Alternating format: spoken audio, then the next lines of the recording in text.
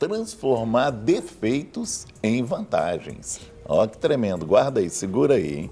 Nós vamos lá. Jeremias 20, de 7 a 13, fala assim: persuadiste-me, ó Senhor, e persuadido fiquei, mais forte foste do que eu, e prevaleceste.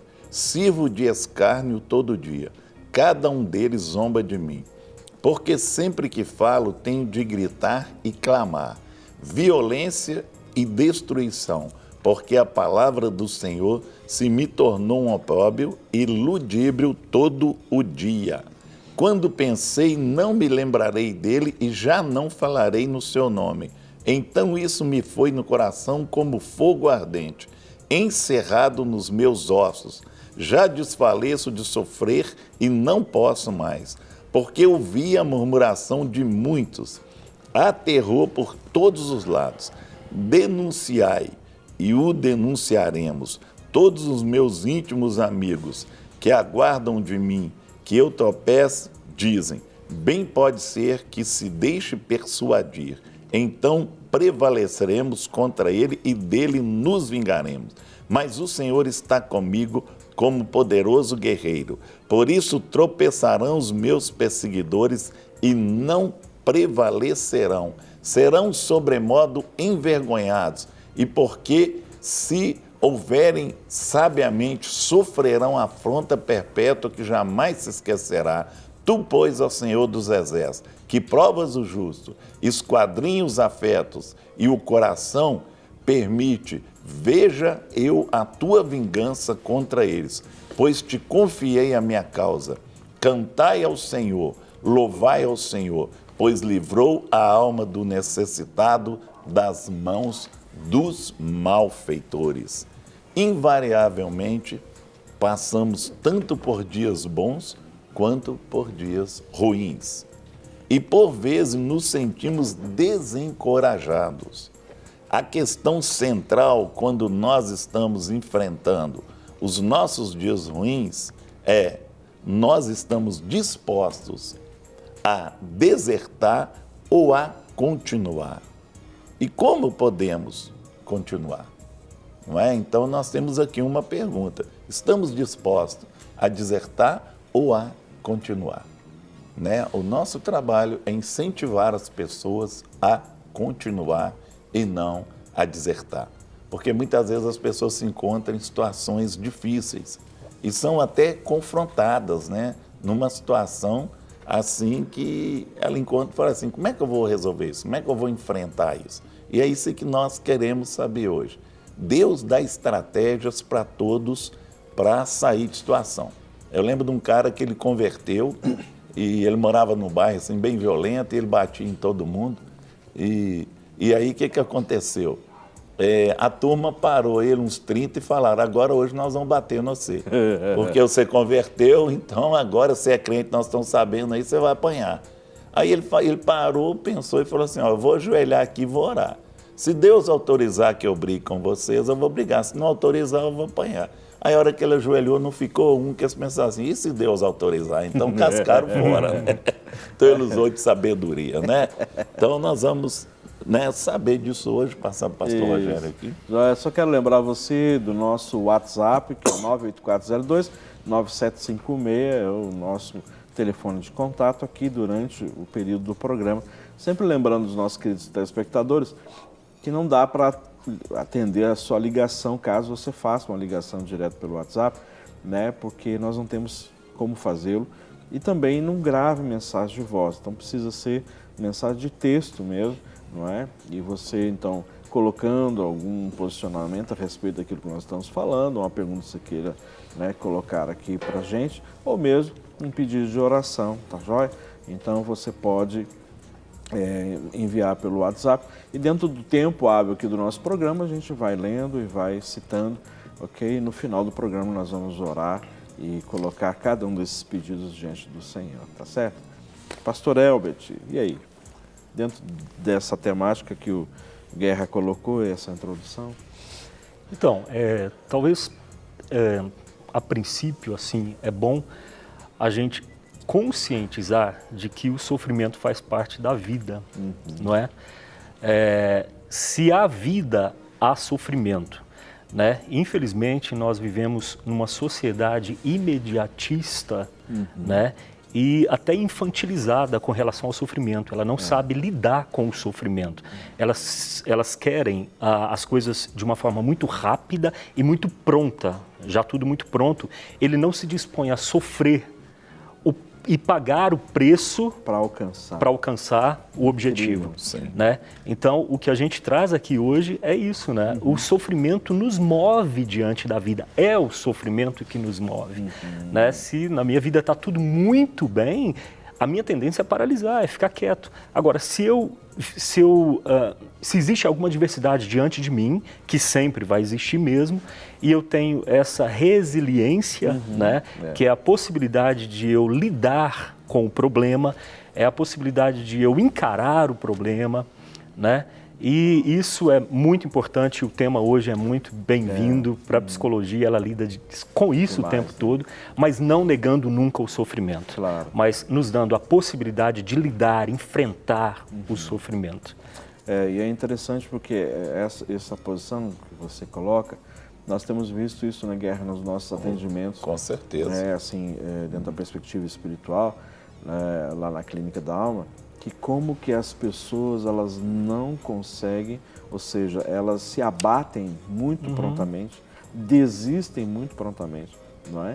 Ou seja, por isso que eu percebo isso, não sei se o Guerra concorda, que hoje as pessoas estão buscando muitas muletas. Com certeza. Não é? Para estabelecer, então me ajuda a me fortalecer ou me ajuda a transpor esse, eu não vou dar conta. Não é? Então, infelizmente, essas muletas são oferecidas por aí de uma forma muito fácil, muito barata, né? E as pessoas estão acostumando com isso e cada vez mais se distanciando do enfrentamento, né? Será que as muletas muitas vezes não estão sendo oferecidas que talvez seja a única forma de manter a pessoa, vamos usar aqui a expressão, né? No hall de membros ou na frequência dos cultos? Né? Tem os dois lados, tem um que chega com a muleta na mão e outro que o cara dá a muleta para ele, né? Sim. Que é uma via dupla, né? Facilidade para ele, né? Em oferecer a muleta. Eu quero ser dependente de mim. Então aproveita a situação da pessoa e fala, você vai carregar essa muleta. Mas cria pessoas totalmente dependentes, né? Só está ajudando a manter as pessoas infantilizadas. Com certeza. Manter infantilizadas. Porque assim... E maquiando o problema. O problema não sai dali. Não, né? Não sai. Só está maquiado. Cíclica, né? Fica uma situação cíclica. E essa questão... Por um lado, é interessante manter as pessoas infantilizadas, porque elas se tornam dependentes o tempo todo. E menos questionadoras, menos questionadoras. Sim.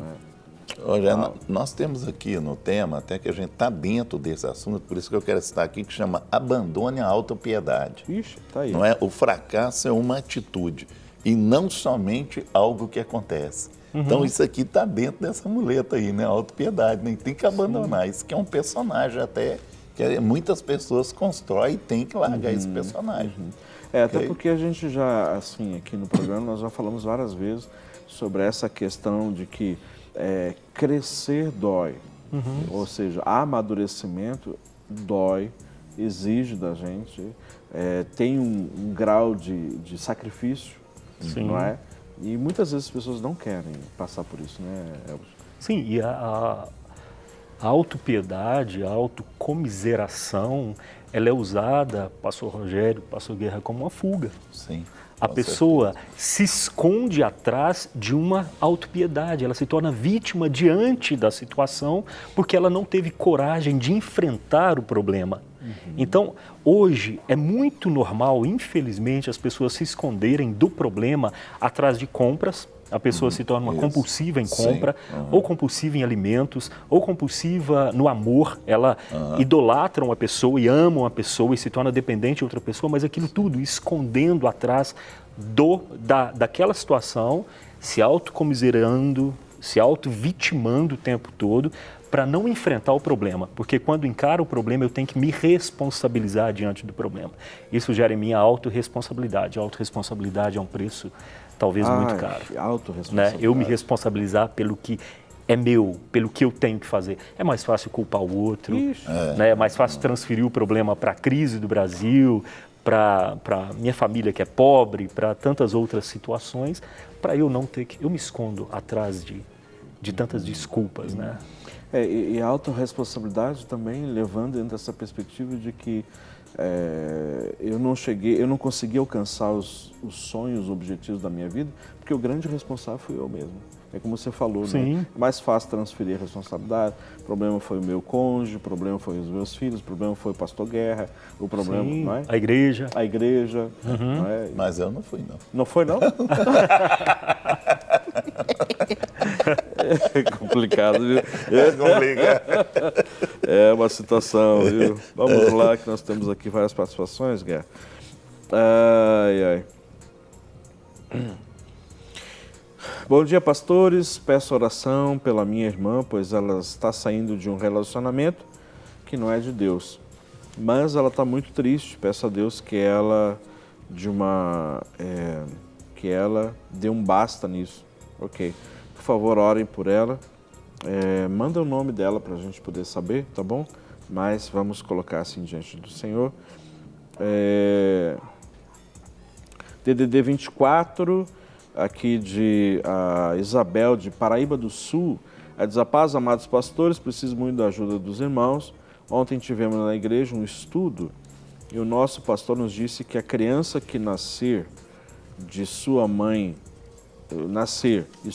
não for cristã, se essa criança morrer, ela não vai ser salva. Me tira essa dúvida, por favor. A Bíblia fala sobre a idade em que a criança já tem consciência do pecado.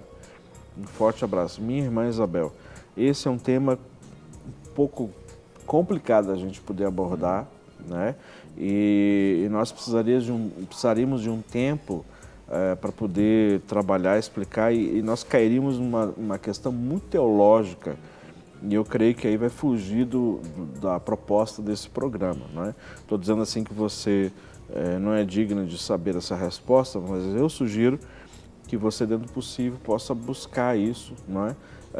Talvez com algumas pessoas, alguns teólogos, caso você conheça, ou pesquisar na internet sobre isso, ou através da Palavra de Deus, porque é um posicionamento assim um pouco complicado e é um tema que a gente precisaria assim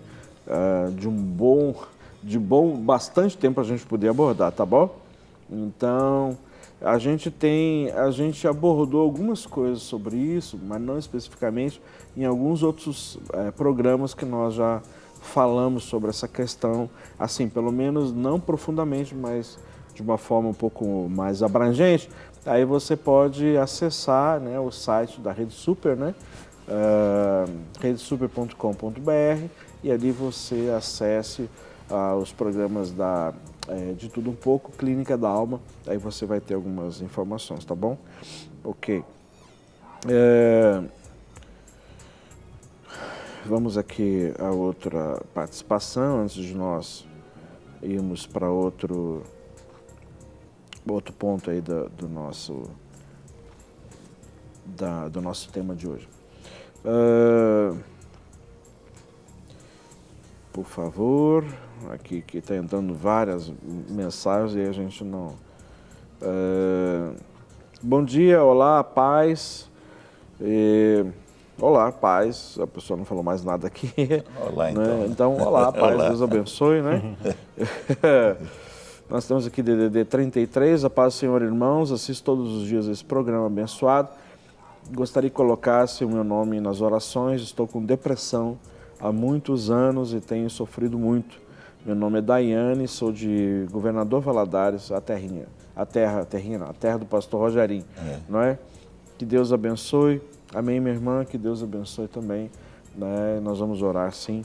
Que se você estivesse aqui pertinho da gente, a gente poderia, né, assim, oferecer os serviços aqui do Ministério da Clínica da Alma, né? Inclusive aqui o pastor Elbert, que está aqui, o doutor Elbert, que é um dos psicólogos que atende lá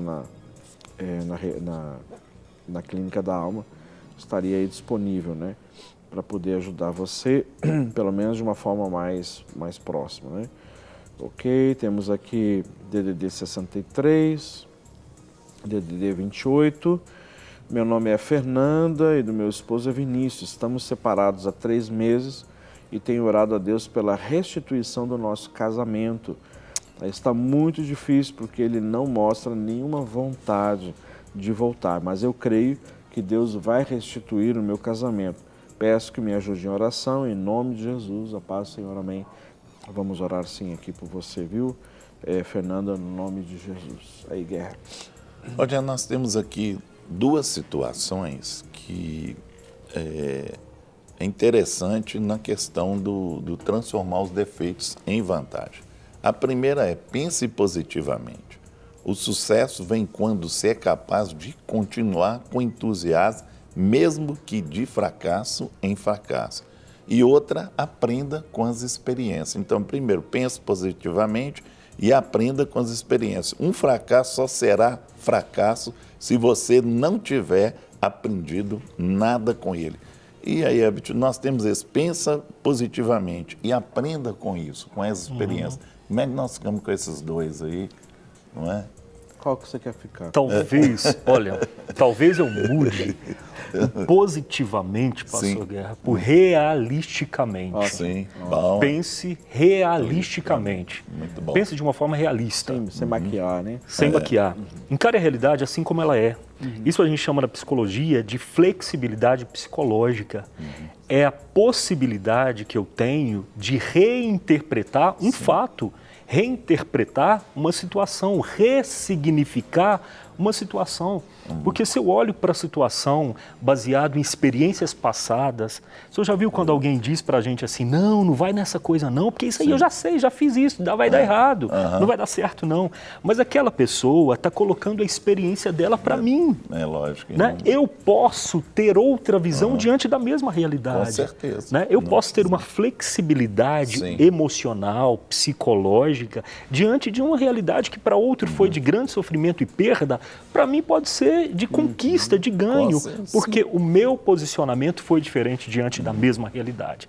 Então, essa forma de olhar para a situação manda muito, vale muito. Pegando o gancho dessa nossa irmã que pediu oração, que está com depressão, a depressão é uma das doenças dentro das muitas psicopatologias, né? As psicopatologias é consequência de o não enfrentamento do problema ou um mau comportamento diante do problema, né? Então, a forma como eu encaro a realidade e como eu me posiciono diante dela, isso vai significar muito para o meu processo psicológico, como eu vou vivenciar essa situação e como eu vou ter força interna.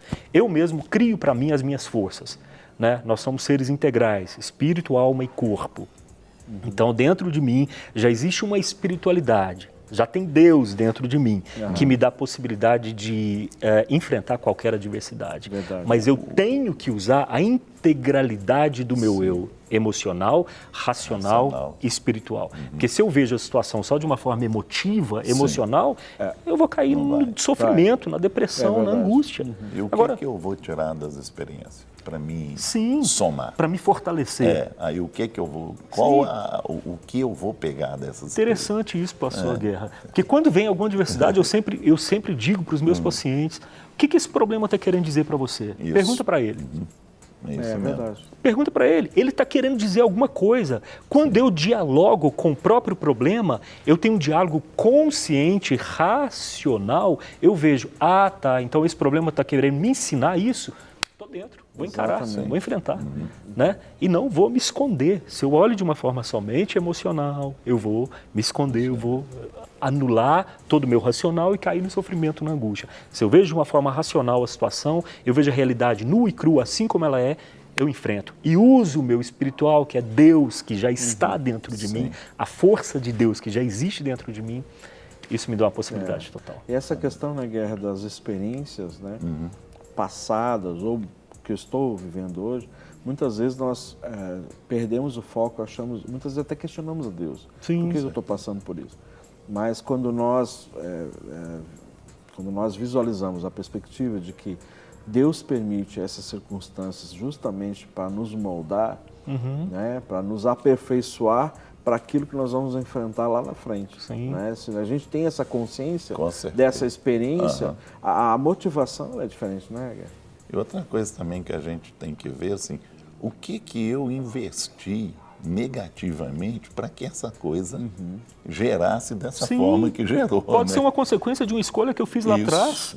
Né? Isso, e muitas vezes as pessoas não olham isso. Não, né? Só olha o que aconteceu, cobra de Deus, cobra até das pessoas, mas Sim. esquece do que ele investiu lá atrás negativamente para chegar àquele ponto ali. Né? E transfere para Deus, como o senhor está dizendo. É. Quando a palavra diz que a vontade de Deus ela é boa, perfeita e agradável, parece que a vontade de Deus não traz consigo a minha responsabilidade. Não traz, a vontade de Deus parece que anula o meu comprometimento diante da situação.